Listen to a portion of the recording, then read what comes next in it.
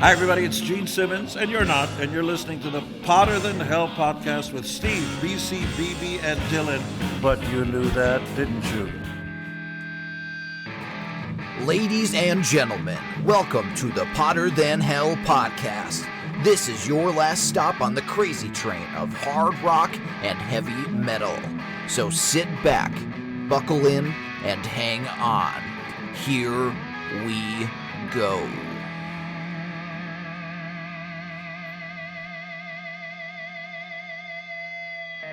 Hello, Potter Than Hellions. Welcome back to the Potter Than Hell podcast. This is Steve, your host, and I'm joined this week by BC. And our keyboard player is Dylan. What's up, people? How we doing? What's happening? Anything cool going on?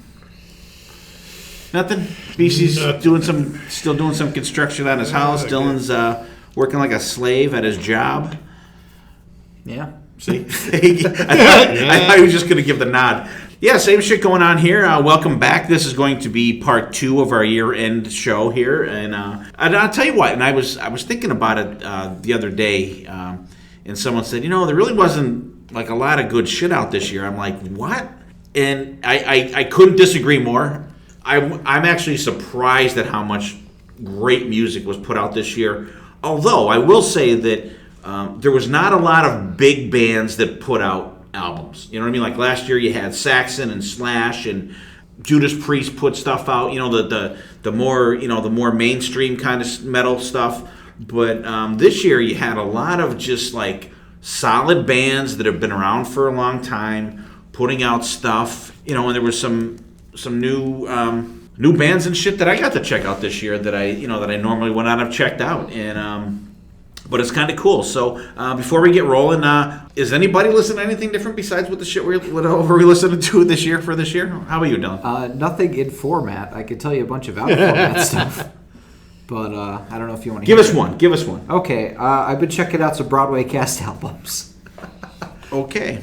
Because Jagged Little Pill, Alanis Morissette's album that's now turned into a musical, just came out with their cast album. Fantastic. Really cool stuff. The best thing about it is, the song Ironic? Mm-hmm. The lyrics aren't actually like irony, and they call that out in the musical, which is the funniest thing ever. So they call it what? They call it out, like that the lyrics aren't ironic. They're like, that's not ironic, that's just shitty. Oh, really? Yeah, it's pretty funny. But it's a really good cast album. If anybody, probably not, that listens to the podcast is into Broadway musicals. On Broadway. Yeah, on Broadway. On Broadway. Yeah. So that's probably a no for me. Yeah, no, I know. Probably the only one. Remember Dee Snider put out that album, yeah. These Things Broadway stuff? Yeah. Did you ever hear any of that? I've never heard it. Razzle Dazzle, his cover of Razzle Dazzle from Chicago is pretty good. Oh, yeah? I've never heard it, so I don't know. Well, I'm not really familiar with the original. Right. So hearing Dee do it, I'm like, Chicago's a fantastic musical. Very good. But I don't know. I don't my know if cup it's of tea, good or but- bad, but Catherine Zeta-Jones is in the movie version. Well, you can't go wrong there.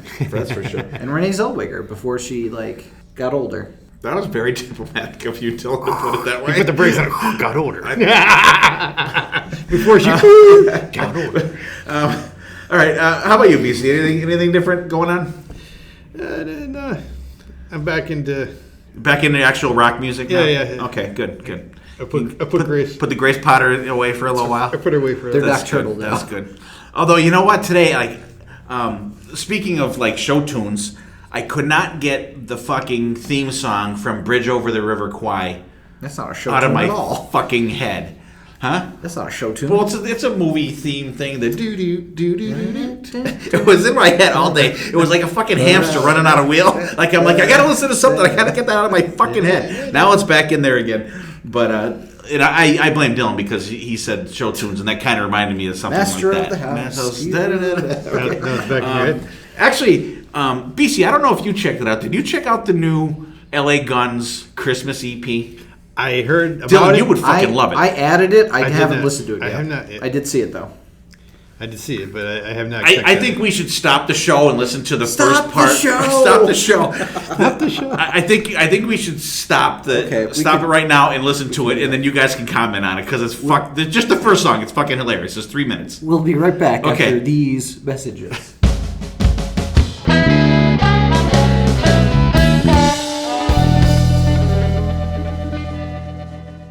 All right, right, we're back. We all listened to the first track on the another Xmas in Hell from LA Guns. It's it's a 5-song EP, and we just played the first track. What do you think? What do you guys think? Yeah, it was funny. That was fantastic. A little appearance by Captain Kirk himself, William Shatner. Or T.J. Hooker. Or the guy from Boston Legal. Or was he on like the Expedia commercials? Or the Expedia commercials, with the hot girl from that show. Yeah. With the that one. geeks on it. Yeah, that one. You know what I mean. Big Bang Theory? Yeah, that one. Okay. Yeah. But anyways, really cool. He was name dropping a bunch of LA Guns songs and an answering machine. He wants to meet up with the guys at the Rainbow. Have a beer. Yeah, I thought it was cool. And actually, last Friday, BC's shift relieved mine. And I was looking through the new stuff on Apple Music. I'm like, ooh, LA Guns Christmas album. And actually, I had to walk to get my vehicle because my wife's vehicle had to get inspected, so I had to pick up my vehicle at her work. And so I put that on, and I was like pissing my pants laughing by the time I got halfway there. So I was trying to find the connection. So Adam Hamilton, the bassist for LA Guns, produced a William Shatner album, Seeking Major Tom. Oh, yeah? So there's the connection. Oh, that's cool. I thought it was funny. I thought I would just... I wanted you guys to hear it. You know, that's one of the things I was listening to this week. And actually, I listened to the band called Diamonds. It's Diemonds, and they're going to be on the Monsters of Rock Cruise BC. And we were talking about the cruise in our group text with Tom and Zeus and Steven and Sonny. And Steven had mentioned them, and I had never listened to them before. And I sent you a thing. Did you get a chance to check them out? I did not yet. Good stuff. Cranking like hard, not metal, but like good hard rock. Girl's got a great voice, and so that's what I'm listening to this week. The LA Guns, another Xmas in Hell EP, 5 songs on there, and New Diamonds. So that's what we're listening to. So we'll jump into the episode. We got a lot of shit to get to tonight. Before we get going, though, I just want to mention the people that were gracious enough to grant us interviews this year that we had on the podcast. It was really cool, these guys to give us interviews. It was fun. We interviewed some guys down at the Rockin' Pod, and we did the episode with Carl and David Rock. So let me read them off here. And I just said Carl Kennedy and David Rock Feinstein of the Rods. We went up to New York, BC, and I took the Hotter Than Hell podcast on the road to the great state of New York for that. Michael Sweet, the guys from Roxy Blue. We did the Rock and Roll Residency, which is Ryan Spencer Cook, Jeremy Asbrock, and Phil Souse. Jack Gibson from Exodus. Anthony Corder from Tora.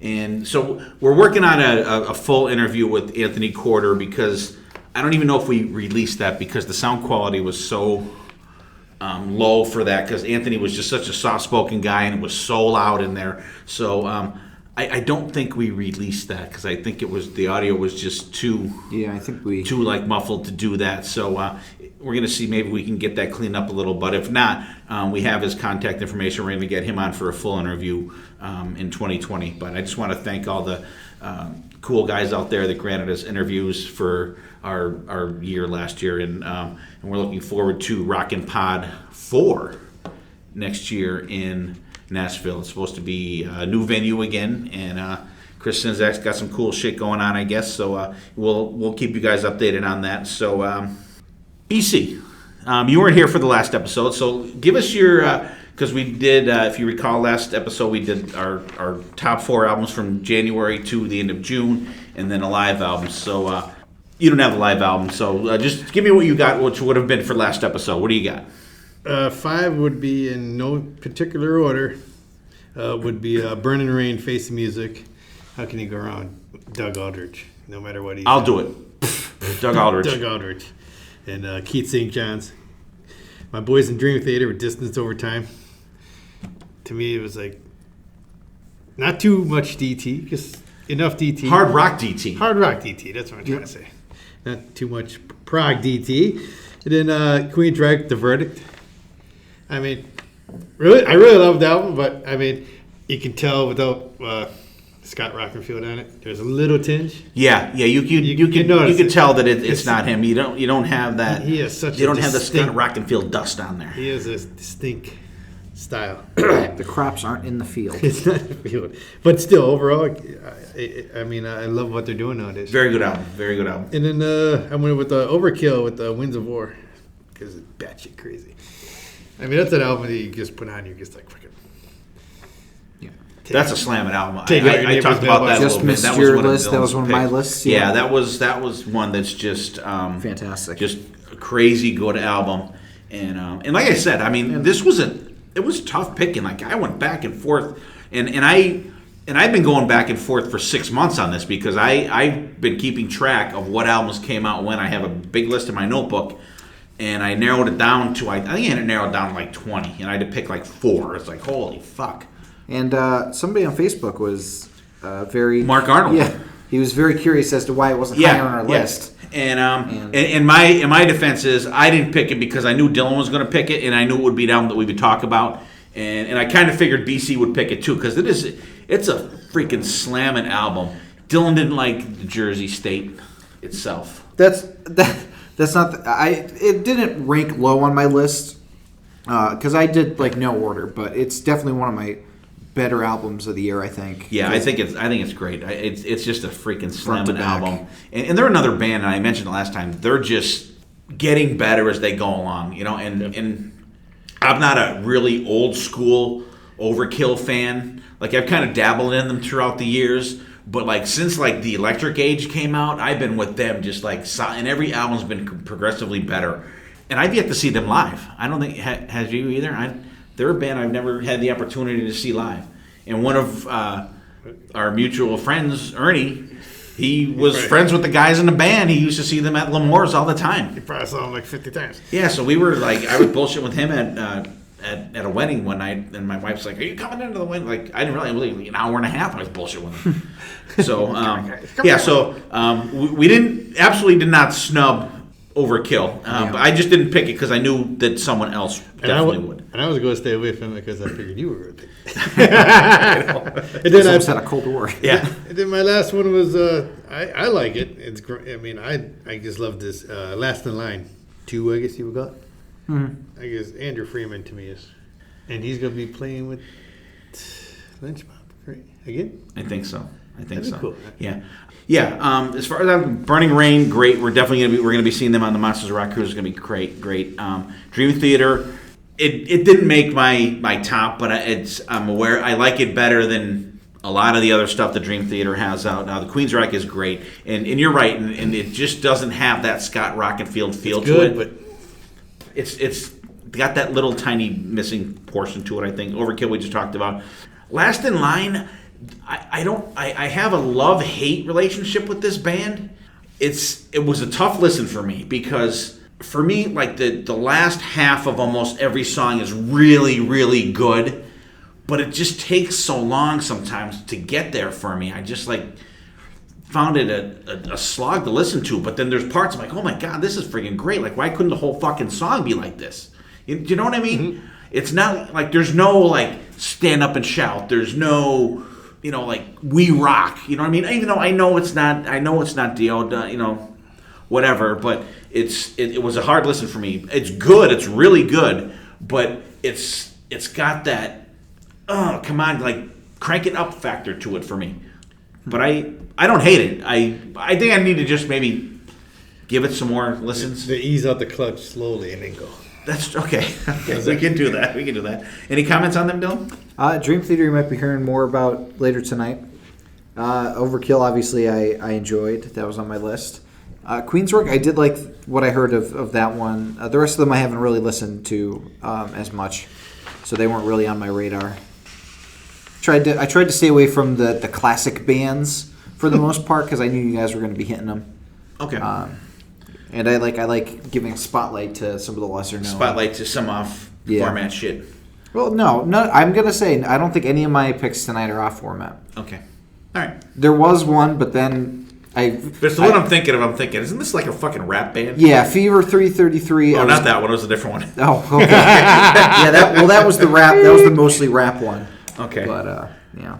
All All right, so let's delve into the second half of 2019. We'll go from July to December, and I think I said in the last episode, for next year we're going to include November and December in next year's picks because you don't really have enough time to spend with these albums to really get a good feel for them. November, like early November, is okay. You can kind of like binge on something, but like some of these albums, they take a little bit for you to a couple listens to get going. And with as much stuff as out, you really don't have that much time with all the holidays and all the shit you're doing for that. You don't really have a lot of time to sit down and like really absorb these albums. So for next year, we're going to include November and December from this year in next year's picks. And I'm not sure even how we're going to even configure next year. So, but I'm just throwing that Steve. Out there. Huh? That's a problem for future Steve. That is. I have to jump in the DeLorean and get the flux capacitor going and see what the fuck we got going for next year. All right, so let's do July to December. Why don't you just give your 4 picks, Dylan, and then we'll go through them and see if we know any of them. Okay. Wow. That kind of hurt. Okay. So my first pick is going to be from a band that I used as a hidden gem, actually. This might be the band you're thinking of it's not rap at all. Sorry to say. The band is Sum 41. Normally they're a pop-punk band, but this album, it's very heavy metal-ish. The album is Order in Decline. It was released on July 19th through Hopeless Records. Let me tell you, I was very surprised when I heard this album because Sum 41, I always think of it as a pop-punk band, playing like Warped Tour, stuff like that. And then this album comes out, and in the first track, it starts off a little heavier than pop-punk, but then there's a blistering solo that comes in, and I go, holy shit, this is a heavy metal album this time around. This is their heaviest album to date. It's fantastic. It's a really good jumping on point for listeners of the podcast because it really is a heavy metal album. Even Wikipedia agrees they have heavy metal before punk rock. Oh, it's got to be correct then. It's a short album too, 36 minutes, so it doesn't overstay its welcome. It's a good, quick get in, make the points and get out. Honestly, if you compare it to their stuff back in the early 2000s, it's like night and day. Like they do the song "Cause I'm in too deep and I'm trying to." Nope, nobody knows that one. No. Well, they do that, but then they do these heavy songs that are fantastic. Turning Away is really good. Heads Will Roll's fantastic. Is that the Pink Floyd song? No, it is not, sadly, but it's still a good song. And that's my first pick. Sum 41, Order in Decline. My next pick, since you're rushing me through these picks. I don't. What do you want to do? You want to go one? No, we'll go. We'll keep going. We'll keep going. Right. Take your time. You guys won't. Take your time. The next pick is from a band that surprisingly has had 13 studio albums out, and I've only just gotten into them, even though they've been around for a very long time. I've heard them. I've been meaning to get into them. They came out with a new album this year. I thought that this was going to be the entry point for me, and it was. The band's called Opeth, and the album is In Cauda Venenum. They actually released 2 different versions of this. They released an English version, and they released a Swedish version. So I picked the English version because I can understand the lyrics. But the Swedish version is also very good because it's the same thing, just with translated lyrics. Really cool, awesome, progressive rock band. One of the songs almost has a jazz part to it. Very cool, very different. It reaches epic highs, I think, and that's what I really look for in a progressive rock album. These crazy time changes, these awesome emotional highs. The song "Love Learned Crime" really was it impacted me when I listened to it. I was very Love wow, Learned. Yeah, I was like very very impressed with it. But it's a really good entry album if you've never heard the band before. I'm absolutely going to be going back to their back catalog and checking out what they have in store because this album is a really good indicator of their talent for sure. My next album, number 3, is going to be Wayward Sons. The Truth Ain't What It Used to Be. I've been hinting that these guys are going to be on my list, and sure enough, there they are. They almost didn't make it because there was another album that I forgot about, but I managed to put that in a different way. Really cool rock album sounding. It's very much inspired by 70s-ish songs. The vocals are really cool. I like the guitar riffs in it quite a bit. A very driving album, one that I really enjoyed, and a band that I'd never heard of before this album, even though they had released an album in 2017 called The Ghosts of Yet to Come. But they're really fantastic, and I can't wait to see more of what they have in store. And then my fourth album is also a band that I had not heard of until this very year. A band called Wolfjaw, The Heart Won't Listen. These guys are... The lead singer kind of reminds me of John Corabi sometimes when he sings. He has the raspiness? Yeah, the raspiness. Especially during the first song, I think it's Hear Me. I like during the chorus, why won't you hear me? It's very John Corabi-ish, and that hooked me immediately. Really awesome solos in this band. They were originally a band called the Bad Flowers, which is interesting because another band called Bad Flower just missed my list. I've heard that. I've heard of that. Yeah, that album's phenomenal too. I would recommend that. You might not like it though, but it's a really good album. I like all the songs on it, and the album cover is really cool too. It's got a bunch of skulls yelling at a purple heart in the middle, and it looks like a cool tattoo type of thing. So those are my my four albums for the back half of this year: Wolfjaw, The Heart Won't Listen, Wayward Sons, The Truth Ain't What It Used to Be, Opeth, Incata Venenum, and Sum 41, Order in Decline. So, did you guys listen to any of these albums, or Wayward Sons? I'm familiar with them. Yeah, I like them. Like you said, they got a very 70s rock feel. Yeah, they're that sound that we talked about. Yeah, like that, the new Watham. Right. Yeah, like the new, but it's like a throwback kind of sound to, like, you know what I mean? I have heard them before. Yeah. I listened to the Opeth album, most of it actually, and I liked it. I thought it was. And they're one of those bands that, like, I've heard the name forever. Yeah. And, like, one of them that you never... They remind me of, like, you've heard... I'm sure a lot of people out there have listened to Opeth, and they reminded me, for me, of, like, Behemoth. Mm-hmm. Like, I've always heard of that name forever, but it was someone that you just kind of never got around to checking out. But the Opeth was pretty cool. And Sum 41, they're the ones that I thought was a fucking rap band. So that I didn't check out. Wolfjaw, I don't know either. But Wayward Sons, I have heard that album. I think they're good. And that's not... They've had a couple albums out, right? Yeah, that's like their second or third album. Yeah, so they're good. They got that sound and that feel. Kind of like, for me, like Blood of the Sun without the keyboards. Yeah. Right? Like that kind of stuff. Yeah, I thought they were cool. All right, cool, Dylan. Yeah. Thank you. Definitely some... you guys should check out Sub 41, though. I'll play your candy for thought. Yeah. Definitely. I'll play a song after. How about you, BC? What do you got? For the second half, I have to go with... You don't have... He's got moose jaw. You don't have camel toe, do you? I got camel toe... Wolf jaw. Not moose jaw. Huh? Wolf jaw. It's an animal part. Okay. Focus. I'm going to go at... the last part of the year is... a few... I'm going to start off with Spread Eagle's Subway to the Stars. And it was funny, I was just in New York City Saturday, and we were taking the subway. Ding, ding, stand by for it. Yeah. And BC's texted me because, like, throughout the album, it has them, like, at subway stops. That's cool. And BC's texting me. I can hear Spread Eagle, and I'm like texting him, next stop. As soon as I got on the thing to hear, stand by for it. Bing, bing, bing. I heard, in my head, I'm like, and Renee is laughing at me, my girlfriend, because she's like, sees my foot going. And she's not your girlfriend. Yeah, for another few weeks. She's not your girlfriend. Technical. She's your fiance. Fiance? Where is my fiance? I've lost my fiance. So her daughter was going, is he mad? Because I'm like, no, that's his rocking out face. And she goes to her, no, there's music playing in his head. And I said, well, she's not lying. See that? There's always music playing in my head.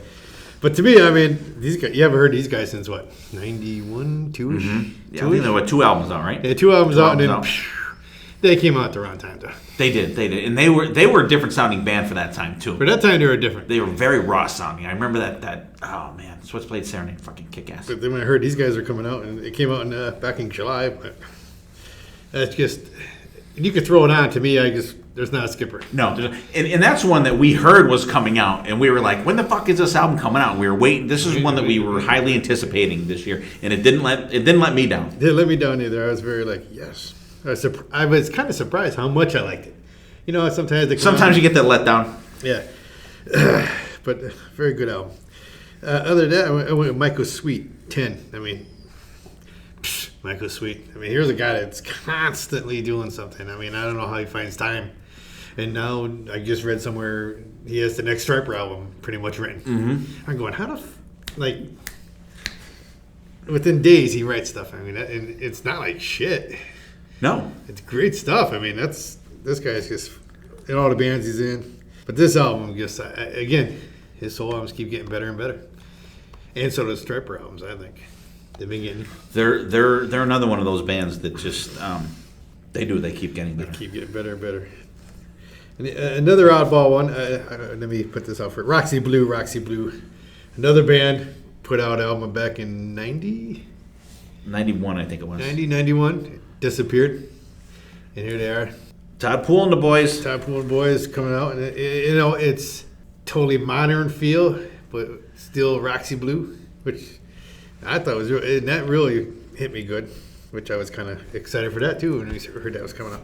See if you went to Rockin' Pod, fucker. You'd have met him. God damn it. Then, here's my girl, Liv Sin. Even though, to me, Burning Sermons, it's called. Came out in September. And there's a song like Chapter of the Witch. I just love her voice. For a female, she just says, like it's... I don't know, like a metal Janis Joplin. Yes, I like that. I like that. Well, I told her that. Remember, we met her that night, and I told her that. Yeah. I thought she was going to cry when I told her that. Because it has that raspiness to her, but it's powerful. And a new band.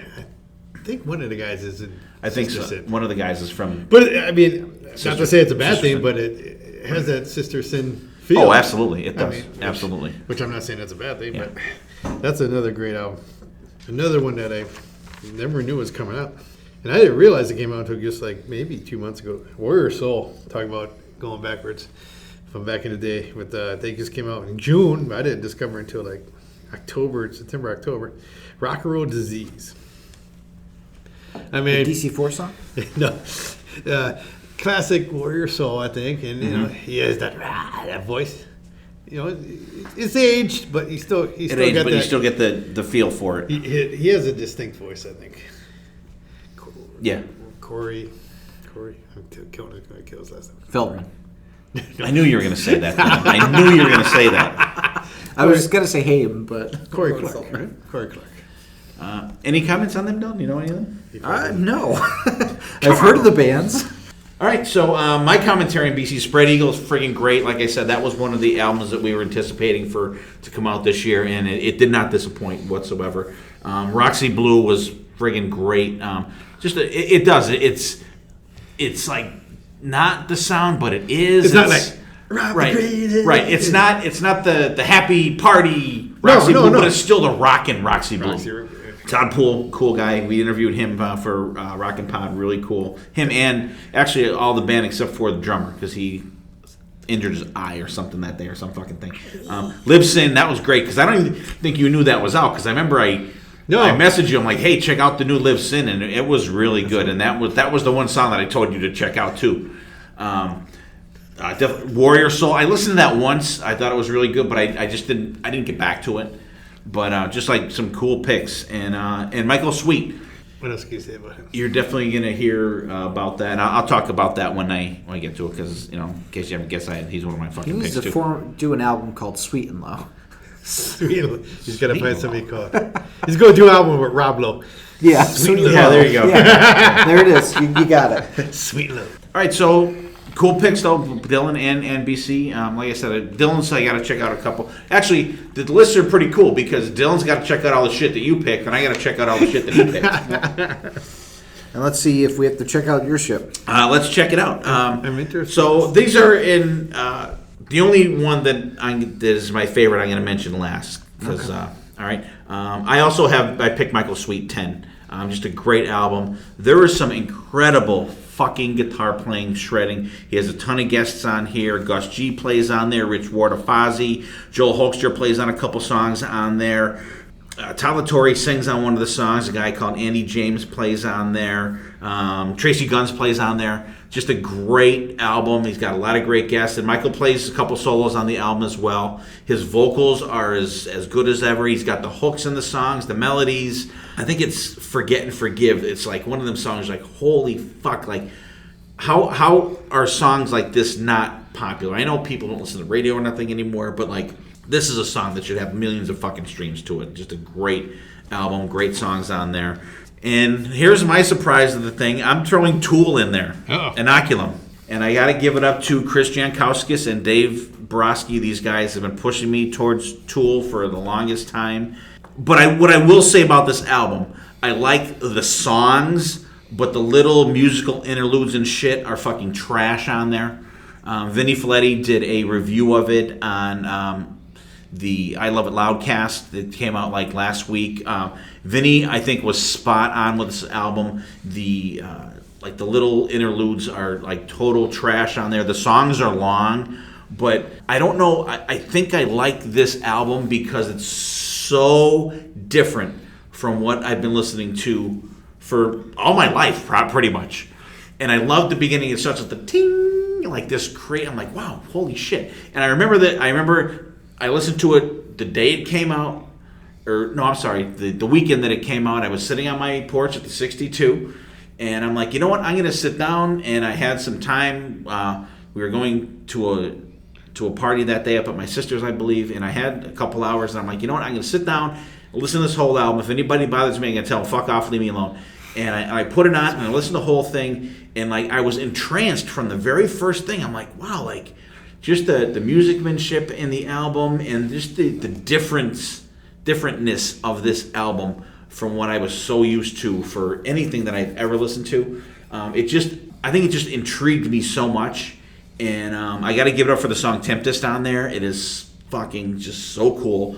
And there's some really cool time changes in there. So, if you got a spare 78 minutes or something like that, I think it is without all the interludes and shit, give it a shot. It's cool. It really is. It's I can see where people say you either love them or you hate them kind of deal. Like you may listen to this album and go, what the fuck is this? But I listen to this album going, what the fuck is this?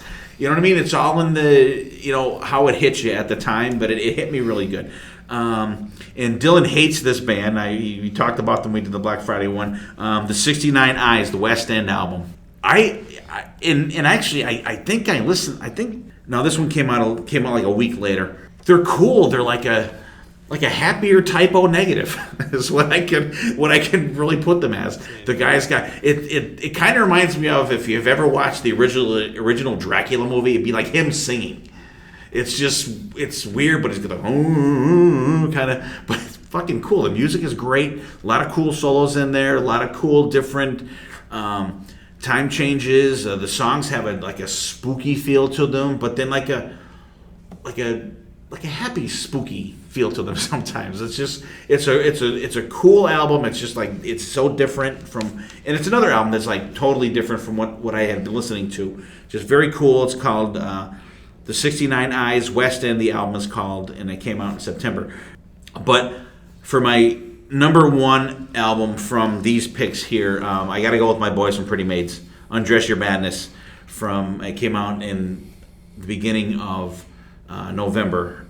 Ronnie Atkins, good luck, my friend, with your cancer treatments and stuff like that. But this is another album I can't stop listening to. And thank God for streaming, because if I had to wait the fucking 3 weeks that I had to wait for it to get my well, they sent the vinyl, but they sent the wrong fucking one. And then it took another 3 weeks for the goddamn CD to come.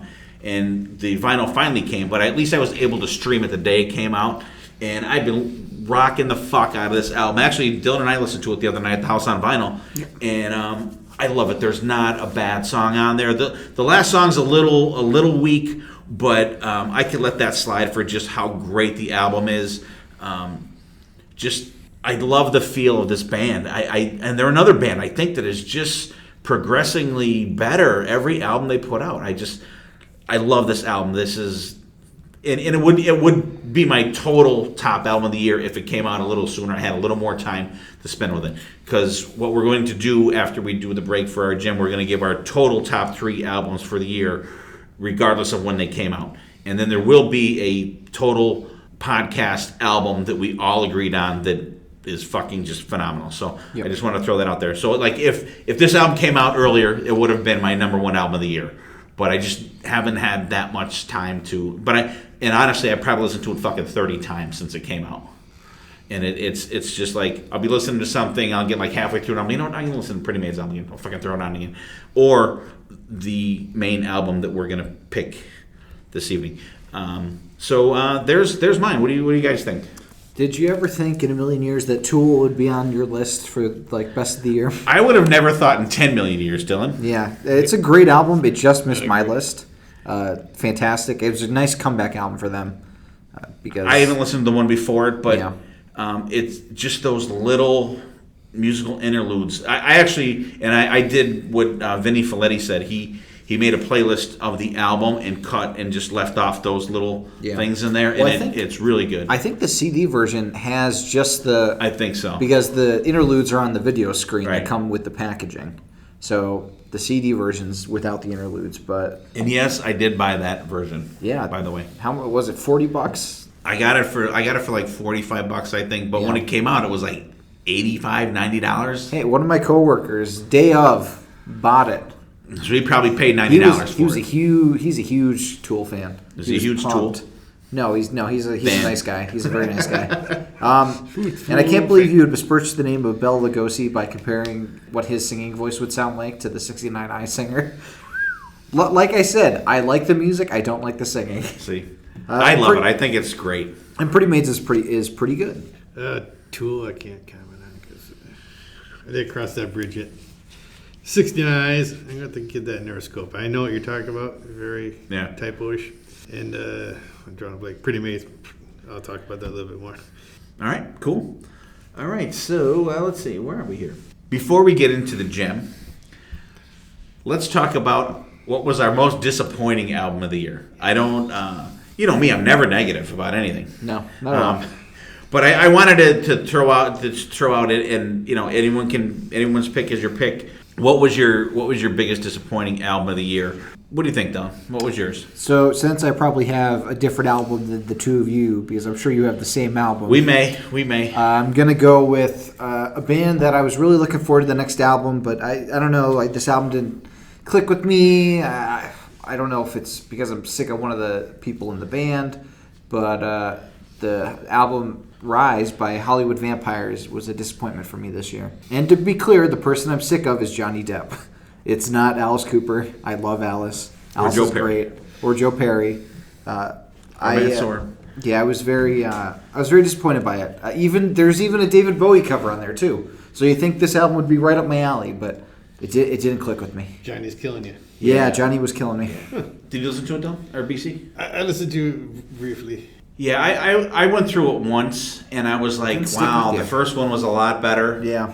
You know what I mean? But I didn't, like, listen to it a ton to, say it's like I was disappointed. I was disappointed in my first listen to it, but not as disappointed as I was in the album that was my pick. Yeah. All right, BC, what was your pick? Do we need to say it? Do we need to go on three and say it at the same time? Go on three. 1, 2, 3. Tesla Shock. Yep. It's not that it's a bad music album. It's a bad Tesla album. It's a bad Tesla album because it doesn't sound like Tesla. It doesn't. It doesn't. I'm sorry. I consider there's people out there. Oh, dude, it's great, but I'm not saying it's bad. I'm not saying it sucks. It's just not Tesla. It's not a good Tesla album. It's not. I consider it a Phil Collins solo project. It has a very heavy Def Leppard feel. It does. Although I will say I'll not saying that's bad. No, no. It's bad for Tesla. It is. It's bad for.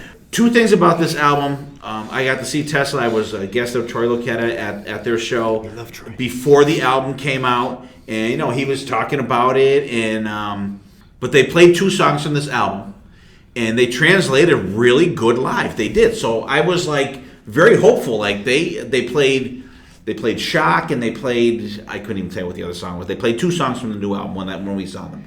And yes, Dylan, they did open up with Coming at You Live. The one Electric. time I'm not there, and they do it. So the songs translated really good live. So the album was coming out like a week or two after that show, and I was on my golf trip in Myrtle Beach, and so like they always put out good shit. I know. Like they're the band. Even after this album, I will immediately pick up whatever they buy. I have the album on vinyl. Hopefully they don't. I don't think it will ever hit my fucking turntable, but I have I believe in Tesla. I buy all their stuff. But like I was like so happy that I hadn't heard the album before I saw the show. But that actually might have given me hope because the songs translated really good live. I can see that because you know it's what live. I mean? But I didn't want to have Troy say, "What do you think of the album?" Me have to say it sucked or lie to the guy. I wouldn't lie to him. I would be, something I would probably just say, it's not my favorite Tesla album. Is probably what I would have to say. And that's not a lie. That's not a lie at all. Tell us the truth, Troy. Tell us the truth. Yeah, like I'm not gonna bullshit someone about something. I'm not gonna say I love something when I don't. And I popped it up on my whatever frig that is, iPod. Yeah. At first, and I was like, and I kept hitting this button. The screen kept coming up, making sure it was Tesla. You could tell. I mean, it sounded, but it was too. Like there's no really guitar solos on there. No. There's one that's good, and then it's like stops. It's like 2 bars or something. It was just so not Tesla-like. I think that's the thing. Like if you gave this to me and said, "Hey, here's the new Phil Collins Project album with Jeff Keith singing," I'd be like, "Cool, good album, good album." But putting this out there and saying this is Tesla, I think is not good. This I think we can put in the category of. If you don't look, I mean, no, that's not true. I take that back. How we say, if you don't look at his Motley Crue, don't look at his choir. These are great albums. Right. It's still not great. It's good. It's good, but it's kind of like that. If you look at it, if you're looking for a Tesla album, you cannot put this in the same category as Motley Crue '94. It's not even fucking close. You throw this on, but it's good if you consider it not. It's still good, but it's not great. Oh no, it's good and catchy songs and everything, but it's not. Does have the Tesla. To me, it's better than Simplicity. That's all I gotta say. But you know what? At least on Simplicity, there's some soloing. There's some good hard rock. There's also the rock. preachy ass song, MP3. I know, but let's forget about this. Yeah. I wish I could. Let's forget about that song. All right, that did not translate well live.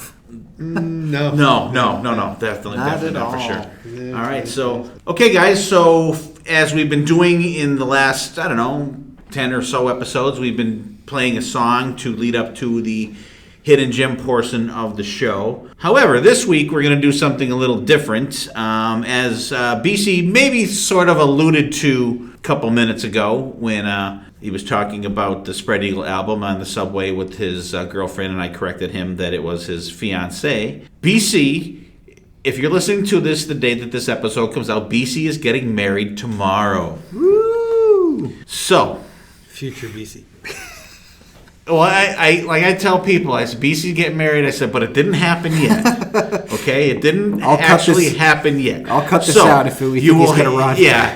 No, if it doesn't happen, we're still going to play this fucking part. Oh, shame. Okay. So we will get back to you on our next episode and tell you how.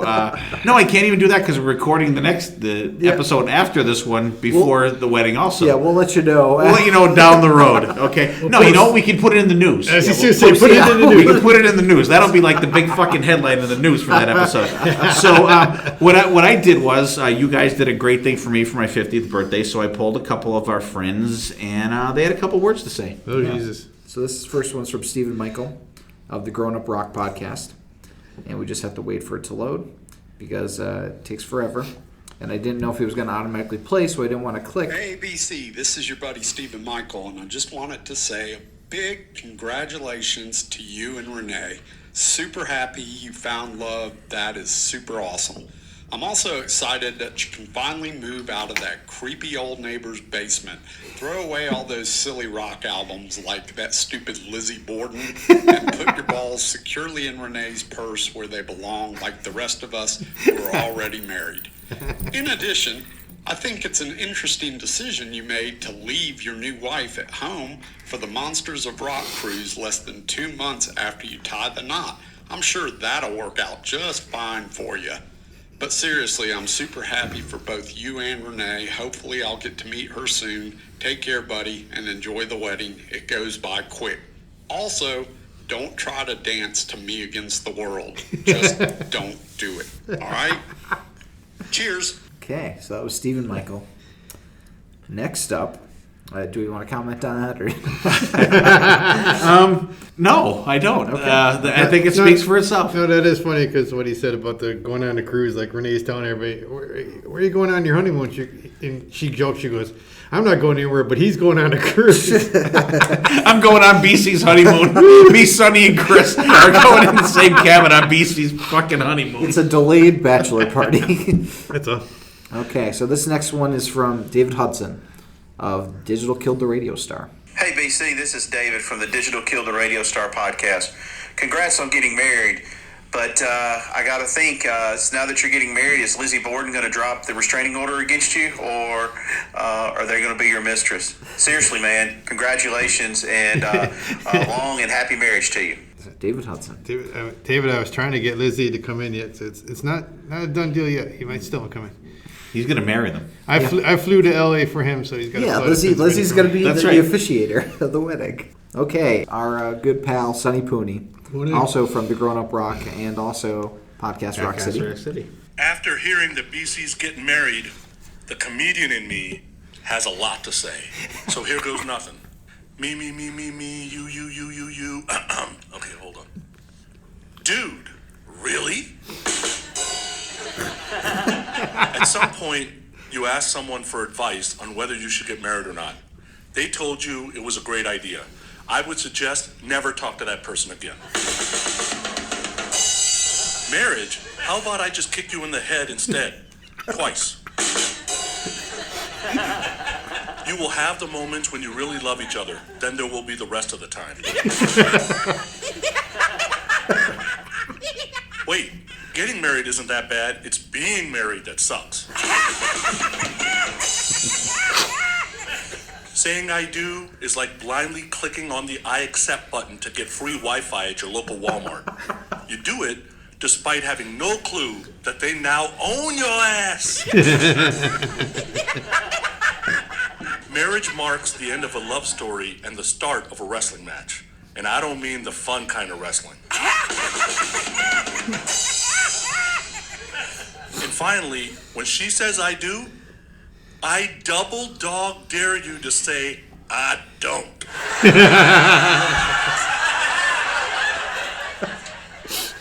Okay, being serious now. Take it from someone that has taken the plunge twice. When you find the right partner, life is wonderful. Congrats, buddy. See you soon. Okay. All right. Thanks, guys, for sending those in. What do you got to say for yourself, BC? I was still laughing at that. That was funny. Not surprising Sonny came up with something with the Insane with the laughter and the drums in it. That fucking is priceless. Thank you guys. I mean, I waited 49 years. So. All right. Well, I have to say, BC, I love you, buddy. You're my other brother from another mother, and I'm so happy for you guys. I think it's great, and I still remember we were at the firehouse, and Renee, her and her ex-husband owned a pizza place in our town. And I remember BC coming and going, oh, you know, I went to school with her. I always kind of had a thing for her. And then she would come in and she was like so quiet and like so nice. And I was kind of thinking,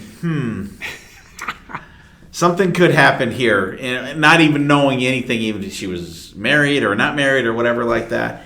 And then, the pizza shop closed down, and then she got divorced and stuff. And I still miss that honey mustard chicken. I know, man. Their fucking pizza was good. Oh, though. that was Their so fucking good. pizza was good. Because, and actually, that's what Renee is known to us at the firehouse is Pizza Chick. Because we're like, I see the box from Jania's again. BC, you got pizza from fucking Pizza Chick again, so you can see her again. So I'm so happy for you guys. And like I said, I always thought BC was going to be the consummate bachelor, but when I knew that they were, as he put it, in Dylan when he was going out with his girlfriend, were hanging out, in air quotes, I'm like, this is, BC's done. She's got 3 beautiful daughters so between Renee, her 3 daughters, and BC's mom, he needs fucking 5 women to take care of him. It So takes a village. I'm so happy for you, BC. I'm going to raise a toast to you. Love you, brother. Congratulations. And keep updated, and we'll let you know if this actually took place. Hey guys, Jen here. This is like take 35. Anyway, I met BC through my best friend RA, who is very good friends with BC. The two of them started taking me to concerts, many concerts. So many that I started calling BC my concert buddy. One of my favorite memories of BC at a concert was during the Journey concert when he passed out with one eye open. Very, very creepy, BC. Also, BC will tell you that I dragged him to 3 of the Motley Crue end of concert tours. He drank so much at the one concert that he passed out during the show at the Allentown Fairgrounds. Yeah, I guess he was a little bored. One of my favorite memories of BC was when RA couldn't take me to meet Sammy Hagar. He called BC and said, hey, I need a favor. Take Jen. She wants to meet Sammy Hagar. BC in a heartbeat came with me. When we were at the book signing, they said no pictures. Like that was going to stop BC. My awesome friend BC took many pictures of me hugging Sammy. It was a great night. Finally, BC started talking about this pizza chick. Who is Pizza Chick, you might ask? Well, that would be Renee. I had no idea what Pizza Chick even meant until I found out she owned a pizza shop. But anyway, I was just happy because I needed a girl to come to these concerts with me. It was getting pretty boring, go to the bathroom by myself, and sometimes you just need a girl with you. Renee and I hit it off, so I'm so glad you guys are getting married. You guys are awesome together. I can't wait for the wedding so I can hear you walk down the aisle to Love Comes Walking In by, Van Halen with Sammy. Because we all know, BC, you really do like Sammy better than David Lee Roth. But in all seriousness, best of luck to you both. Hi there, Brian. This is Mark Anthony K. from the KISS FAQ podcast and the Yes Music podcast. I just wanted to congratulate you on your upcoming wedding. I hope the wedding goes very smoothly, and I hope that it brings you nothing but happiness in the years to come. Congratulations. Yeah. Whether or not Lizzie Borden shows up. That's Lizzie Borden could be the JOP. Yeah. So all right, so let's get into our hidden gems. All right, our hidden gem this week. I'm going to go first on this one. I think I'm going to pick. It's not really. It might be a little hidden to those of you who are not paying attention. I'm going to pick the new King Diamond single that was released. Masquerade of Madness is going to be from his forthcoming album coming out hopefully sometime next year. But it's a song they've been performing live on the last tour, on the tour that they were just doing now. Great song, and actually I was surprised. I turned on the XL Factor on Sirius XM today, and it was playing, so it's getting some airplay. Really cool song. It's got the classic King Diamond feel to it, and it's cool. So check it out.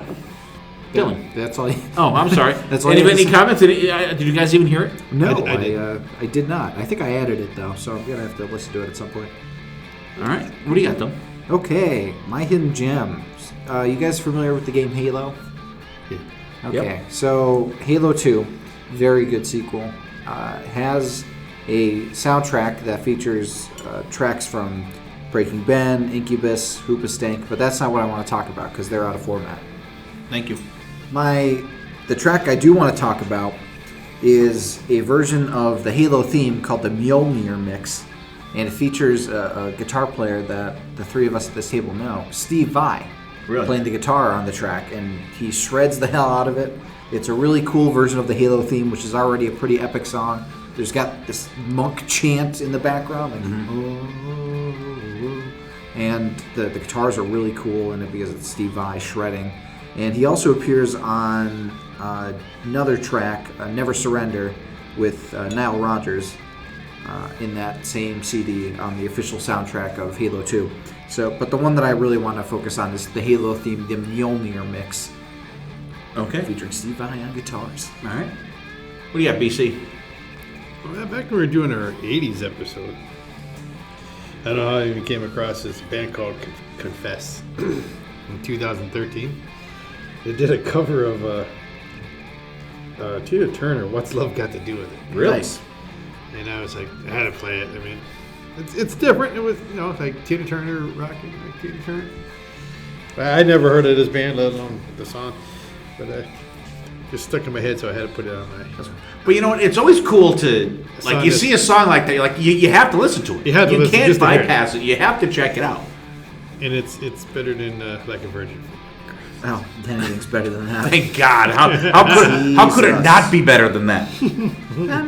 All right, so there's our hidden gems this week. I have Masquerade of Madness from King Diamond, new single that's out there. Check it out. It's really cool. Got classic King Diamond song.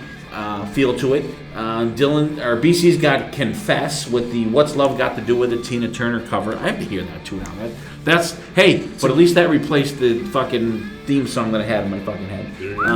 And speaking of theme songs, Dylan's got the Halo 2 song by Steve Vai, and I'm not going to try to pronounce what you said. You pronounced Mjolnir? Yeah. Oh, The well, Hebrew thrower. you didn't pronounce it good. Mjolnir. It's not Mjolnir, it's Mjolnir. That's it. You said it the same exact way. I did not both say the times. same exact You just way. put a weird spit. You just put like a weird voice on it. No, Mjolnir. That's not Mjolnir. Oh my God. You know what's Thor's favorite beer? Mjolnir Light. But when you said that, I'm like, it sounded like a Japanese word when you said it. Oh my God. Okay. But okay. You know what? All right, You're so- better than everybody, Dad. You don't worry. No, but I just didn't know that's Take what you your were talking pronunciation. about. I bow to God. your skill. All right. Gosh. Just listen to some Michael Schechner. Okay, you know what? I was 13. I was 13. I was 13, Dad. All right. It's not like I ever heard anybody say Schenker in an interview. All right. Not all of us took German in high school. Sorry. Well, I don't think Michael Schenker wasn't a part of my fucking German class. Let me It's tell a you. German last name. Well, there wasn't like John Schenker in my fucking textbook. Okay. Okay. I'm sorry. My God. All right, let's get back into it here. I don't know. What the fuck do I even have up next here? Let's do our top 3 albums. Actually, before we do that, let's read BB's top 10 here Do you want me to before read we it? go. Yeah, go ahead, Don. Okay. And if there's anything that we haven't discussed, we can talk about it. So BB's top... I'll just give his whole list. Yeah, just give it. Yeah. Yeah. Okay, so his top list. So he actually put it in order. Actually, I'll go with his most disappointing first. We'll start at the bottom and then go. So his most disappointing was the End Machines album, The End, which that was basically Dockin' without Dockin', right? Yeah, with Robert Mason singing. Yeah. And yeah, that was a bit of a disappointment for me. Yeah, you know what? That actually was. I didn't even consider It's that good, until but I saw him put it's that not out. what you were expecting. I think they pumped it up so much. They did. They Yeah. hyped it so much, and it was so like, much, and it was. and like even they hyped up what the name of the band was so much, and I'm like, Yeah. the End Machine, like And they come with the image. that's fucking Yeah, not a great band name. yeah. I was like, And they're like, oh, it's gonna be so much different than Dawkins. and I thought they were going to be called Tooth and Nail, which was a much better name. well, they already have that. It's the TNN album. They already did that. Oh, okay. Yeah, they did. They could have just kept with that. I don't know. But best live album, Generation X, The Guitars That Destroyed the World. Zach Wilde's on there, so he didn't make it to the end of the year. Well, but he didn't say Black Label Society though. He didn't, No. He said he wouldn't talk about BLS, not yeah. Zach. Yeah, true. Bearded Zach, by the way. I forgot that came out. I'm going to have to listen to that. Yeah, I know. I didn't get a chance to listen to that either because they used that for one of his gems when they released one of the songs. And the song was good Yeah. that he showed us. He's most looking forward to Dirty Shirley. I agree. That should be pretty cool. That is going to be cool. And now on to his list. He actually numbered them, so I'll go from 10, go down to 1. Okay. Number 10 is Burning Rain, Face the Music, an album that's already been talked about. Tom Kiefer, Rise is number 9. Okay. Not too bad of an album. Tora Tora, The Bastards of Beale. Yep. Number 8, Queensryche, The Verdict, another repeat. 6, Airborne, Bone Shaker. That was close to mine. I was contemplating putting that on there. Number 5, Whitesnake, Flesh and Blood. Dad, you had that last episode. Yep. Number 4, Steel Panther, Heavy Metal Rules. Number 3, The Circle, Space Between. Is that Sammy's band? Yeah, that's Sammy, Michael Anthony, what's the guitar player? Vic. Vic. I know he's the guitar player in the Wabaritas. Yeah. Vic. It's not Vic Robinson. Vic Rattlehead. No. No. Go ahead. I'll look it up. Number 2 is Roxy Blue, self-titled. And then number 1 is L.A. Guns, The Devil You Know. That was a pretty good album. Pretty good album. So that's his top 10 list. What does everybody think? Good list. Real good list.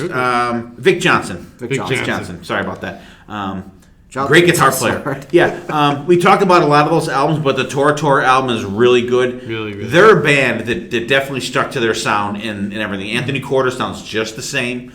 Great album. And I really enjoyed that one. That one kind of just missed my list. Tom Kiefer's album. That's an album I really didn't get a chance to listen to much. I didn't get a chance to check it out. I really didn't. It's a little heavier than the first one. Is it? Okay. Because I know it was slated to be. I don't mean heavier, but like more like heavier musically and vocally. Right.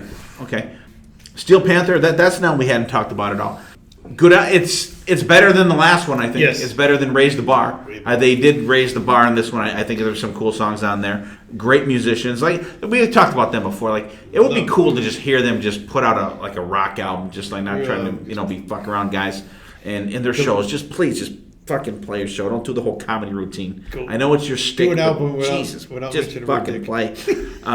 Yeah, don't have 16 minutes between your first and second fucking song with you fucking around on stage. You could play like 4 more fucking songs there. In The Circle, I hadn't got a chance to listen to that yet, but I heard like 2 songs from it, and they were pretty good. They were pretty good because Vic Johnson is a fantastic fucking guitar player. Is Jason Bonham drums?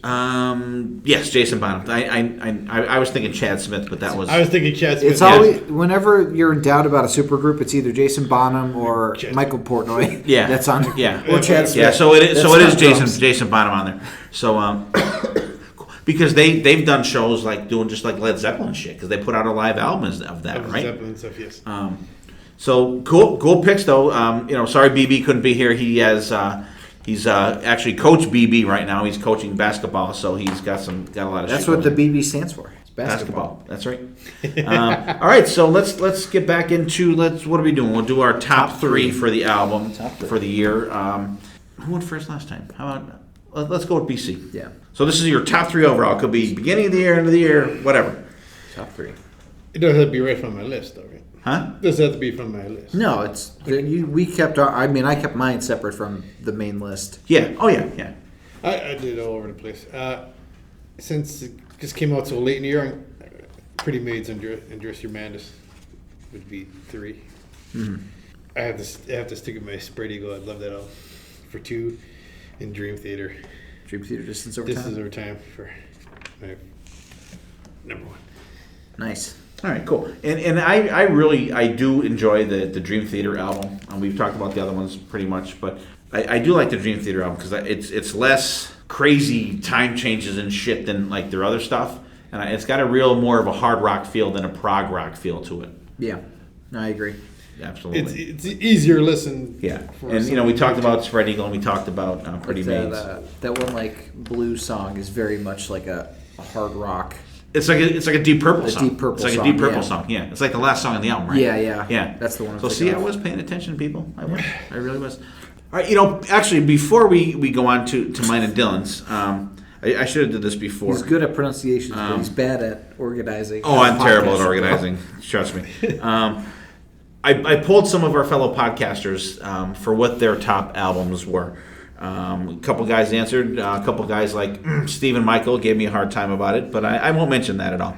Peter Cesare picked The Darkness, Easter is Canceled, Dream Theater, Distance Over Time. Vinny Fletti, he couldn't break it down to 2, but that's okay. He gave me Dream Theater, Slipknot album, We Are Not Your Kind, and the new Tool album. Sonny Pooney, his list is brought to you by the letter E. Okay, he has the Eclipse Paradigm album and the Edge of Forever album, Native Soul, which I checked out. Edge of Forever, I've never heard of these guys until Sonny brought them up to me today. Real good, like melodic, hard rock, a lot of cool solos and shit. Very good album. Edge of what? Good Edge of Forever. Like I said, Sonny's picks are brought to you by the letter E. Oh, that's like the Star Trek episode, City on the Edge of Forever. Ah, see, maybe that's what it's for. Maybe one of the best maybe episodes. they're Trekkies. Yeah, that's one of the best Maybe episodes. they're hoping to get William Shatner on one of their fucking albums. Yeah, Just like yeah, LA Guns. exactly. Mark Anthony Kaye gave us Yes album from a Page. It's called. Speaking of Mark Anthony Kaye, he has his new album out this year in the year 3073, I think it is, and it's a great album. And I seriously hope I didn't get that title wrong. I don't think I did. But he has a guest singer on that album. The guy's name is Joe Bailey, and he has Mark has his second pick. Joe Bailey. The album's called Less Than Nothing, and that's available on Bandcamp. And I listened to most of it yesterday. It's really good, and I like the element that this guy brings into Project Gemini. He's got a really cool voice, and there's a song in there called Children of Hope that should be a single that everybody should be fucking listening to. David Spence Hudson, his picks are Rival Sons, Feral Roots, and what's this band, Dylan? The Reconnoiter? The Raconteurs. Raconteurs, Help Me Stranger. It's Never even heard of that. It's one of Jack White's bands. Oh, okay. That was a very good album. Is that the White Stripes guy? Yeah, it's okay. He's from he did the White Stripes. Okay. He has the White Stripes, he has his own band, the Raconteurs, and he has the Dead Weather. Okay. All right. The Raconteurs is probably the best band. I heard that band called Trendy today, but I'll just leave it at that. Who else we got here? Chris Craig gave us his to Life of Agony, The Sounds of Scars. That's a cool friggin' album name. Ryan Hamilton and the Harlequin Ghosts, This Is the Sound. And Tom Gelati, Tom from the Shout Out Loudcast, gave us the Alter Bridge Walk the Sky album and the new Shinedown album, Attention, Attention. Actually, I listened to a little bit of the Alter Bridge album. I liked what I heard from it, but I didn't really get a chance to Alter Bridge was good. delve into it. Miles Kennedy, Can't Go Wrong, and Mark Tremonti, friggin' great. Shinedown wasn't too bad either. Oh, really? See, Shinedown, I didn't get a chance to listen to that at all. Heard a couple tracks in there I really liked. But that's what some of our fellow podcasters' top two picks were. Nice. So, and I hope we didn't ruin anybody's show. I'll just throw that out there. But, okay, BC, we got your picks. Yep. Dylan. Yes. What do you got? Well, I think I was pretty simpatico with, I believe, Vinny. Yeah, it was Vinny. So, two of his three picks were two of my three picks. Get out. So, number 3, Dream Theater, Distance Over Time. Fantastic album. Really loved it. It's a really good kind of change of pace for Dream Theater, but still has that great Dream Theater DNA infused within it. Number 2 is Slipknot, We Are Not Your Kind. Fantastic album from this band. It's a band that I always really like. Well, I couldn't get into them at first because they honestly scared the shit out of me when I was younger. But after I started listening to them, I think Psychosocial was one of the songs of Guitar Hero. And I really got into that song. And then from there I went and got into the band itself. And Dove into the rabbit hole. Yeah, this is one of my favorite albums from them. There's one or two songs that fall a little flat, and there's some interludes that you could cut out, but for the most part, it's such a heavy-ass, just headbanging album that you could put on, and each of the riffs are so catchy, and I love Corey Taylor's vocals on it, and they use the 9-piece band to their advantage, I'll say. And then my number 1 album, and I feel really bad because I almost forgot about it, but it's my number 1 album, so you know it's good. Crowbot with Mother Brain. This album blew my fucking mind when I listened to it. It was phenomenal. It was so different from what I had heard. It's progressive, but still hard rock, and it's such a hodgepodge of things that it's tough to describe. But it was so catchy, and the songs were just earworms instantly. I loved the album so much, and these guys are going to go far. I'm positive of it. Crowbot. They're semi-local, right? Yeah, they're from like Lancaster or something. Yeah, they're from. Let me see. Crowbot is from. I want to say Pottsville, but yeah, Pottsville. They're from Pottsville. Okay. So they're not around the Amish people down there, BC. They're fucking rocking in Amish country. Yeah, they started out 2011. They have there's a funk element to some of the songs. It's cool. It's really cool. And actually, I think they were on tour with Wolfjaw, another one of my picks. Ah, there you go. So, Crowbot, Mother Brain's my number 1 album. Slipknot, We Are Not Your Kind is number 2, and Dream Theater, Distance Over Time is number 3. All right, cool. Have you checked any of them out, BC? I know Dream Theater, because that was on your list too. Other than, no. But I checked the Crowbot. Okay. Crowbot, I heard it maybe 1 or 2 songs from there. I didn't hate it. I just didn't get a chance to check it out. But the Slipknot album, that's one of my honorable mentions. Great. I know I bashed the fuck out of them when we did the Iowa album, but I really like this. They came out with Unsainted, which was they debuted it, I think, on a Jimmy Kimmel show, and just a great slamming song. I just, you know what, I really love when they get the dude banging the fucking kegs with the fucking pipe, bang, bang, bang. Yep. I fucking love when you hear that on the song. It's just like, I just want to jump up and fucking flip over the fucking table when I hear that shit. And the other day I was coming home from, I forget where the fuck I was coming home from, and I was just flipping through the channels on XM, and they played Nero Forte on there. Wow, what a fucking great song. I was like, holy shit, that was another one where they're fucking banging the kegs. But just a really cool, like you said, Dylan, there's a couple little interludes and shit that, I don't know why bands do that. Do you really need to make your album, 8 minutes longer with this fucking shit that you put in the middle, like these stupid intros, and little crappy fucking things between songs? I don't know why bands feel the need to do that. And that's one thing too, that if these bands were still recording for, say, a vinyl format, you wouldn't have all this shit because it wouldn't fit on a fucking album. You know what I mean? But with digital shit, you can have an album that's fucking 8 hours long if you wanted to. It doesn't mean it's going to be good. It just means you can have a lot of fucking shit in there between songs that suck. But there's a lot of cool shit on this album. Really cool. I'm kind of kicking myself in the ass that I didn't get down to see Slipknot, but we had something going on the night that they played. But I enjoyed it. Like I said, Slipknot was one of my honorable mentions there, and we talked about Dream Theater before. So let's go. We'll go to my picks here. Yep. And I'm going to go 3-1. Yeah, so my number 3 pick out of my top 3, I'm not going to throw any albums in there that I've already talked about. This is going to be the new Volbeat album, came out in August, Rewind, Replay, Rebound. This album got a lot of shit from a lot of different people, that it's, where's my old Volbeat and this and that. I've always thought that Volbeat had a very melodic sense to the band. They're very heavy at times, but I've always thought that they've kept that melodic sense to them. And this album is totally puts that out there.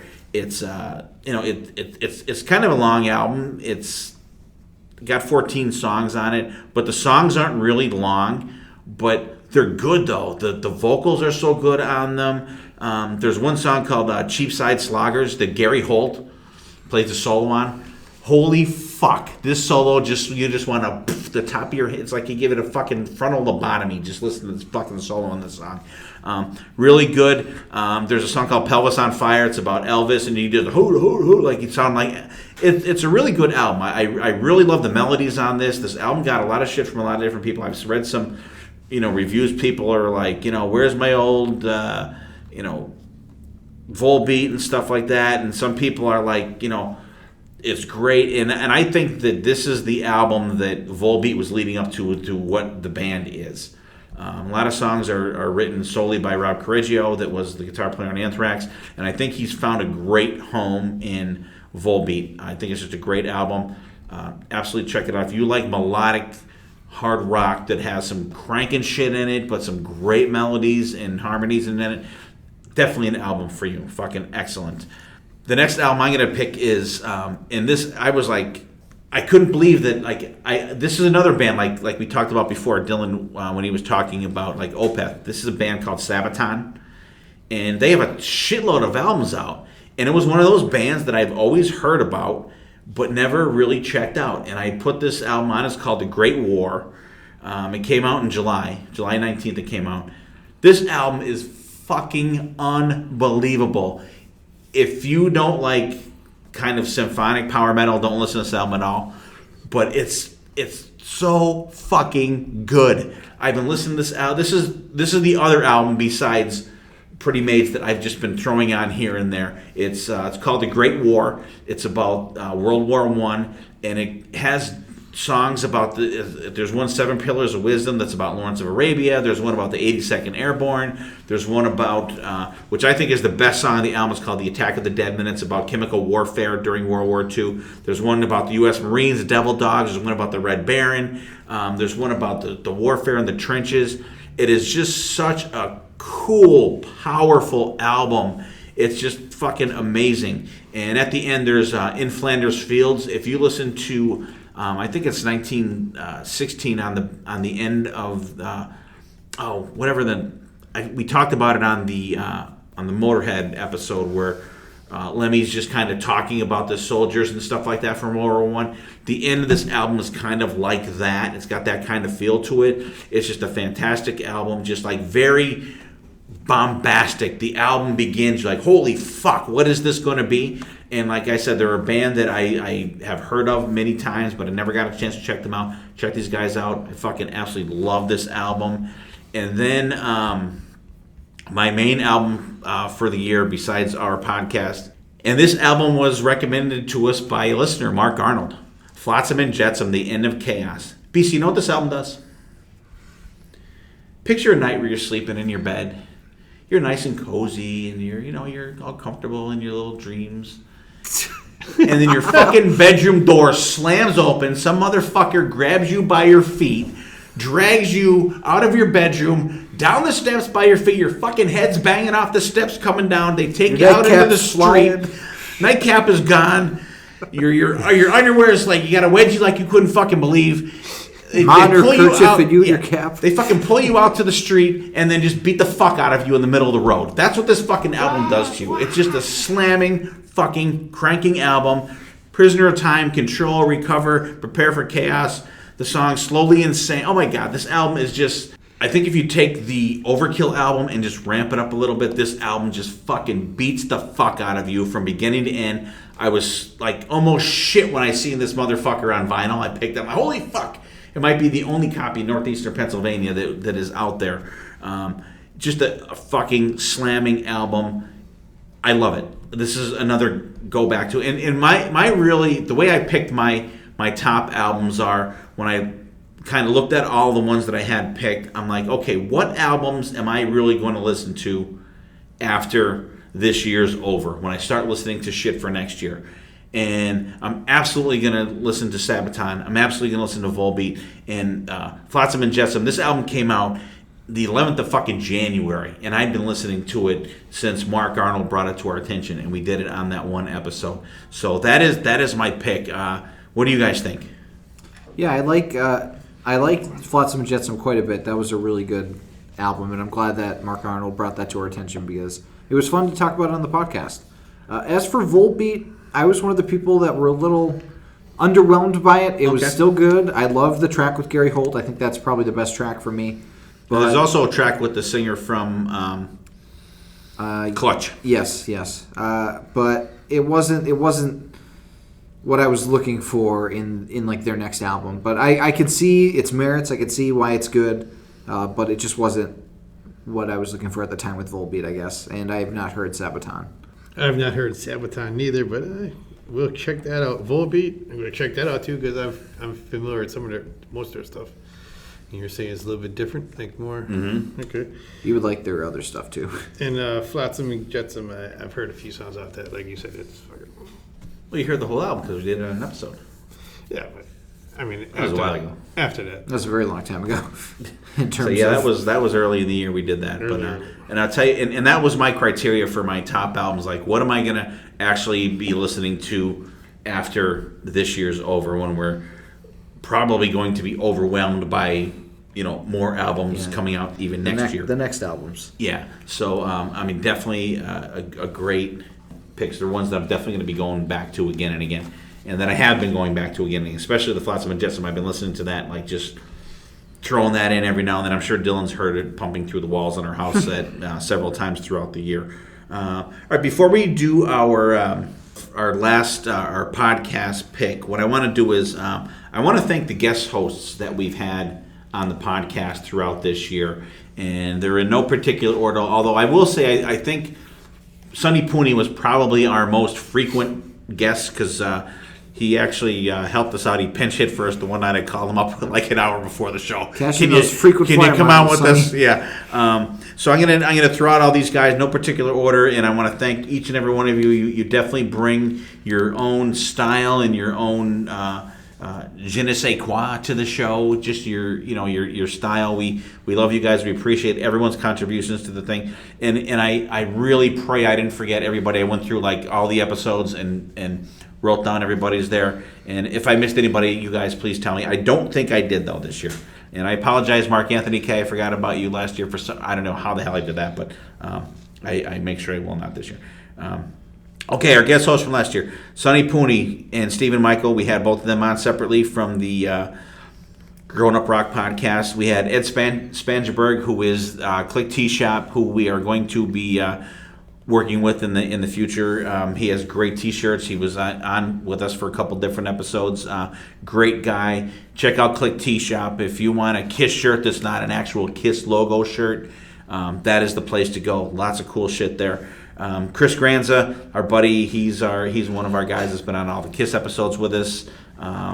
He's going on the Monsters of Rock cruise for Rage in the Cage in our cabin with me and BC and Sonny Pooney. Rob Berto Kelleher, he's another one of our KISS guys. He's always here for our KISS episodes. Jen Roberts-Vena, who is always, we love having Jen on there. She always brings her good female perspective to the show. Mark Arnold, who brought us, he wasn't actually on the show, but he brought Flotsam and Jetsam to our attention, so I got to throw him in there. Mark Anthony K., fantastic guest. He comes on. He does the Project Gemini stuff with us. He's our go-to Rush guy. All the Rush episodes we've had Mark on with. Ken Keenan, he did the vinyl episode with us. Jim Polkowski, we've had him on for some Iron Maiden, and he's our Motorhead go-to guy on the podcast. Heather Shakaris, we had her back for Motley Crue Part 2. Heather, we love you. You are fucking awesome. Scott Sadowski, awesome guy, friend that me and BC met at an Ace Frehley show down at the Sherman Theater, and became a good friend since then. He's been on a couple KISS episodes with us. Maurice Manichetti. See, no relation to Dave, though. No relation to Dave. He was on he did a couple episodes with us. He was the one we recorded M3, where everybody was toasted in the room after the first night of M3. Dennis Talbot, Ages of Rock podcast. He did the Black Sabbath album episode with us. Dave Borowski. He's our classic rock guy. Dave is great. He did one of the 70s episodes with us. He did one of the Dio episodes with us. David Spence Hudson from the Digital Killed Radio Star podcast. I'm sorry, guys, for fucking that up. Him and Chris Craig, we did the opening riffs with those guys this year. And definitely check out David. He also has the State of America podcast. If you're a Black Crowes fan, that's the place to go. They are the only Black Crowes podcast, and with them doing the reunion tour, the source, definitely the source to go for your information on that tour. Peter Cesare from the I Love It Loudcast, awesome guy. He actually even came visit me at the Firehouse a couple weeks ago. Great guy. He did the Ghost episode with us. We had a great time with him. We will definitely be having him back. Tom Gelati and George Zeus Piandis. I'm sorry, George. I can pronounce Tom's last name because there's Gelatis in our town, but there's no Piandis in our town. But that is Tom and Zeus from the Shout Out Loudcast. They did the hair metal episode with us a couple weeks ago. Great guys. Another great podcast to check out, the Shout Out Loudcast. And if you listen to last week's or 2 weeks ago episode, I'm not really sure, you'll hear the intro to their podcast from our podcast here. That was actually had a really good time recording that.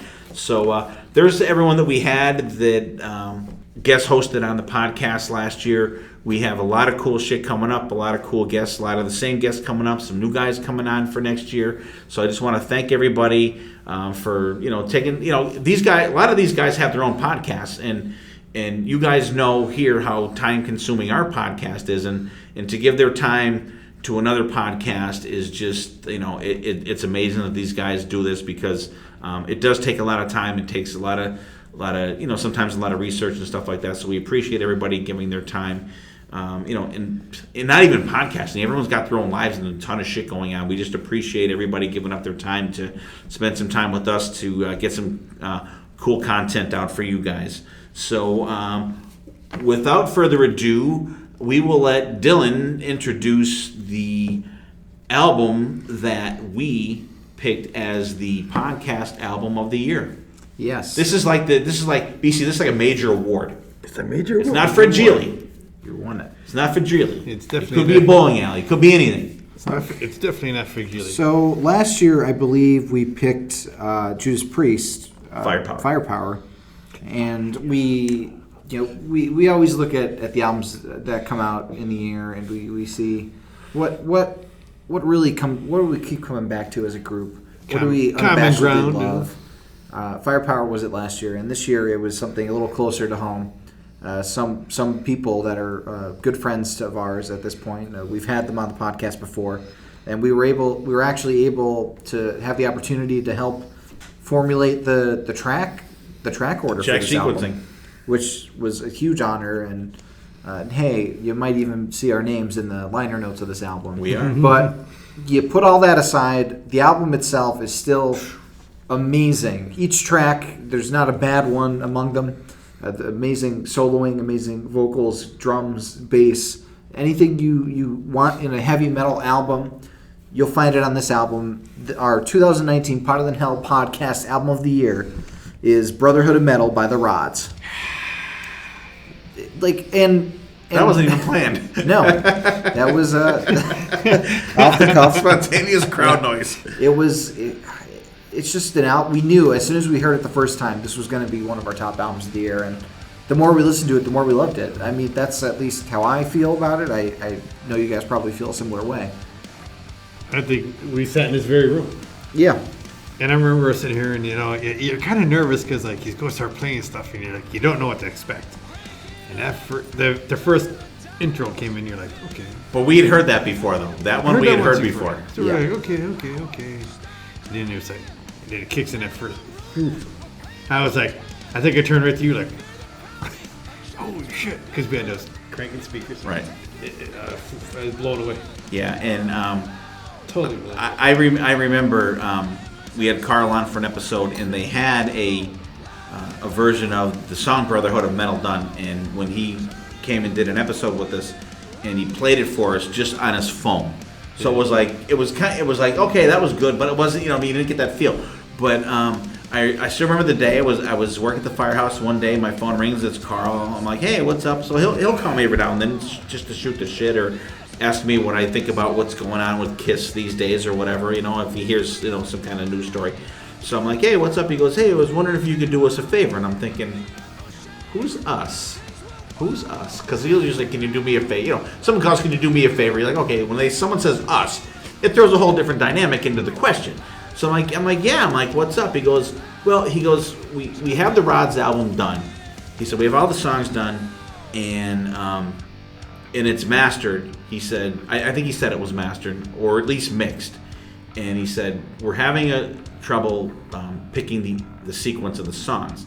He said, we were wondering if you guys from the podcast would listen to it and help us figure that out. And I was like, sure, yeah, we'll listen to the album before anyone ever heard it. So we made the arrangements. It was the night that we were going to record. I'm like, fuck recording tonight. We're going to do this, with Carl. So I brought down my good speakers, and I really hadn't had a chance to really crank the fucking speakers up at the time. So I came in, set everything up. Carl came in. We ordered pizza and stuff like that. And Carl played the songs in different order, so we took notes and listened to them cranked. And like BC said, we looked at each other like, holy fuck. And it was just like, it was like song and song and song. And then we listened, we kind of all took our notes, and then we listened to it again. And then we discussed what we thought. And so we got done, and we gave Carl what we decided on as a list of what the album's going to be. And so Carl said, okay. He said, thanks for your input. So I'll take this list, and he said I'll send it to David, which was David Rock Feinstein. He said, and I'll see what he thinks. And then he said, I'll let you guys know, what we come up with. So, okay. So that was on a Thursday night. So like, it was like the longest week. I'm like, come on, Carl, like, fucking call me. Like, I want to know, And I'm like, I want to know, but I don't want to know. I don't want him to call back and say, what the fuck is the matter with you guys? So he calls me like on Monday, and he goes, I gave David the list the next day, and he said he played it all day Saturday, all day Sunday, and he said, you know what? He said he could not come up with a better order of the songs. He said, so we're going with the order that you guys picked out. I'm like, holy shit. And it was just, it was an honor, and I told Carl and David a million times, it was such an honor just to even think that they would, want our opinion on anything, let alone, what you're going to be putting out to fucking people that have been Rod's fans since like 1980. And the album is fantastic. The track listing is Brotherhood of Metal, Everybody's Rockin', Smoke on the Horizon, Louder Than Loud, Tyrant King, Party All Night, Tonight We Ride, 1982, Hell on Earth, The Devil Made Me Do It, The Devil in Me. And it's just a fantastic album. It came out great. It's produced fantastic. Like I said, we went up and we interviewed David and Carl at the, what you would call the Rod's Lair up in Cortland, New York, and we went and had dinner at David's restaurant afterwards, and it was just a phenomenal, just an honor to be even considered that they would, want our opinion on anything. What do you think, Don?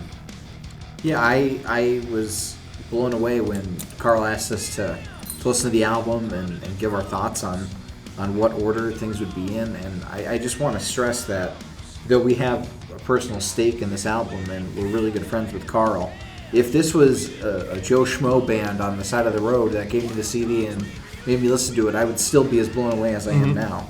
It's a really good album. It's produced perfectly. I love the album cover. The album cover is fantastic. The album cover is amazing. Cool little reference to some of the past stuff that the Rods did, and even the one song is very much about the Rods. The Rods, 1982, and it's a fantastic song, and it's really cool to be a part of the journey of making the album. So that does make it even more special in my mind. But honestly, on its musical merits alone, I think it's worth the top spot this year. Hey man, like you said, you hear everything perfectly. The bass, the drums, nothing is too overpowering anything else on the album. Yeah. It just has that awesome groove to it. Tone, groove. You put that on. Right. I think the production has a great balance on it. Yeah. Yes. Like you said, you hit it on the head, BC. There's nothing that is muffled. There's nothing that's underneath. And actually, if you get the vinyl version, there's an extra track, a bonus track on there called "Crank It Up" from one of the older albums that is just kind of even the album out. And we're not, picking this as our album to kiss ass or anything. We could have, it's our podcast. We can pick whatever the fuck we want to pick. But I like to do a group pick, and there was no back and forth of what we should we pick this over this. It was like, this is the album. This is the album. And I think it's fantastic. If you guys have not checked it out, seriously, if you were a fan of heavy metal, check this out. And I really like the dynamic that they put in there. They put the heavy keyboard sound in this album. It chunks it up perfectly. It really does, and it I think it balances the rest of the album out too. And it's not overused. It's not in every song. But when it's used tastefully. It's used perfectly. It's a perfect balance of the songs, and I think it really ramps up a lot of the music in there. And I think it was a great choice for them to do that.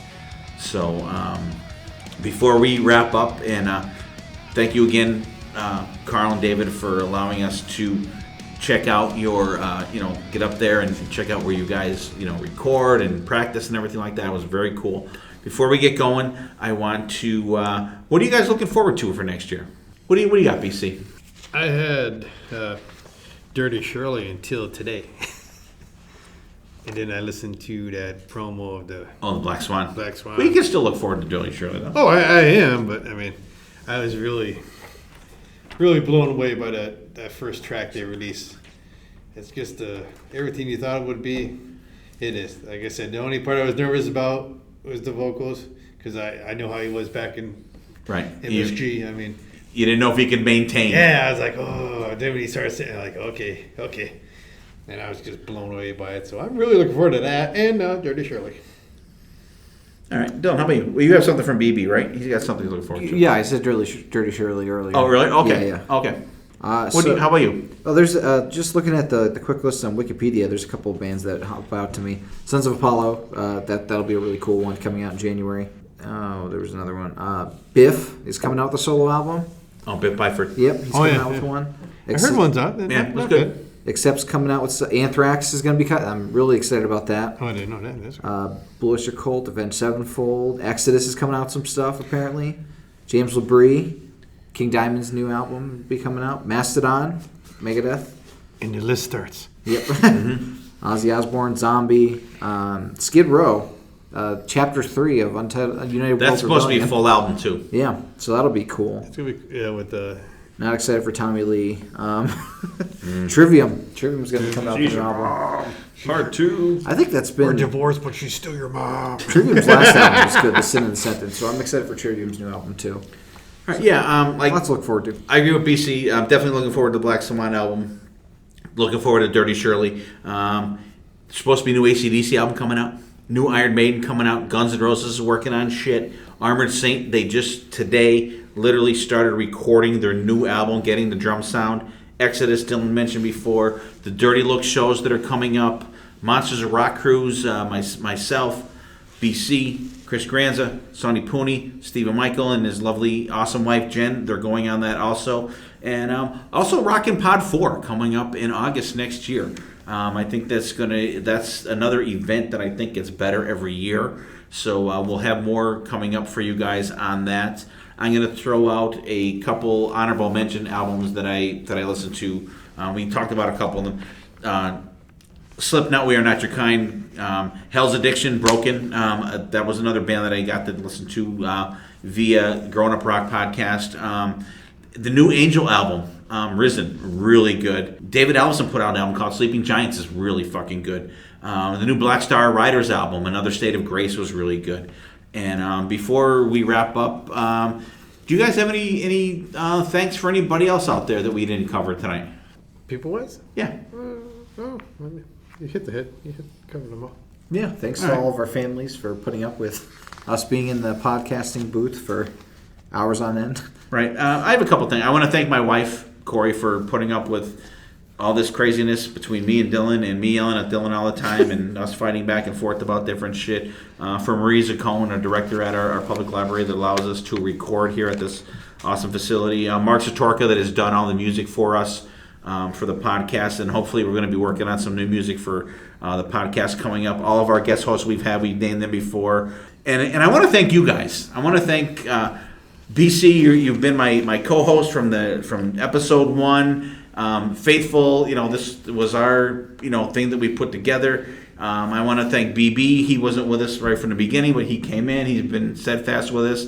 And I want to thank Dylan, most of all. He is the rock that makes us fucking roll. He the glue that puts it together. Yeah, absolutely. He kicks ass. He, does all the editing for us. So all the cool shit that you guys brings hear. in that younger it. Yeah, and I was just going to say that. He brings in that different perspective that I think kind of gives us old guys a kick in the fucking ass every now and then. And and if it wasn't for doing this podcast and listening to different shit, like I wouldn't have checked out bands like Dead Girls Academy, like stuff like that. Like he brings that extra perspective to it, and I really appreciate you guys. And I know I put a lot of shit on my fellow podcast hosts here. Pretty much weekly. I'm texting everybody like almost every day. They're probably sick of me and shit. But I really appreciate the work you guys put into it, and love you guys. And BC, best of luck for your wedding. And we're gonna fucking party like it's 1999 that fucking night. With Lizzie Borden. All right, then we'll see with Prince. We can't party with Eloise, but we can party with Lizzie Borden. There is a new podcast out about the 1999 album. Oh, really? Yeah. It's from the Prince estate, so. You'll have to tell me. Sonny will tell you. Sonny's a big Prince guy. Prince was very talented. Speaking of playing things, Spotify playlist will have a lot of the songs from the albums that we talked about on this episode. Absolutely. So everybody out there, get out there, support the bands that you like, buy their music. If you're going to stream them, put them on repeat when you go to bed. Let them fucking play Spotify all night long so they get the plays on there. Buy the physical product, buy the vinyl, buy the CD. Rock is not dead. And we hope everybody has a very safe and enjoyable New Year's celebration. Hope everybody had a great Christmas or Hanukkah or however you celebrate the holidays. We hope everybody had a great and safe time doing that. Party safely, party hardy, party fucking hard. Party all night. Party all night. I think BC may even be partying with us on New Year's Eve this year. Well, we never know. It may happen. But absolutely, guys, put some rock and roll into your fucking New Year. Put some rock and roll into your holiday season. Put some rock and roll into your life. And I was thinking about it today. Actually, I'm gonna go on a little rant here. I was just driving down the road today, and I was listening to, I don't even know what the fuck was on there. And I'm like, and I saw some dude walking down the street, some random guy. And he's just kind of walking, just kind of, I'm like, there's a guy right there that probably doesn't have any fucking music in his life. I feel bad for people that don't have music in their life. Like, I've talked to people, and like, they drive in their cars with nothing on. Like, they're by themselves, and there's not even like radio, like even a talk radio on. Like, I don't know. I mean, I consider music to be an outlet. It's if you want to call it a savior for me, it's something that's always there for you. You know what I mean? It's something if you want to rock, you can put something on. If you feel sad, you can put something on. If you feel happy, you can put something on. It's something that is always there for you. You know what I mean? Even if you're by yourself, it's something that could be an outlet for you to just say, fuck the world, fuck everybody. I'm going to listen to my Maiden. I'm going to listen to Kiss. I'm going to listen to, Barry Manilow, whatever the fuck you want to listen to. Doesn't matter. Get out there and enjoy music. If you have a friend out there that, is kind of like lost, give them a good song to listen to. That could be like the best thing that you ever do for someone. Show someone a new band. End of rants. So I'm going to say thank you everybody out there for listening.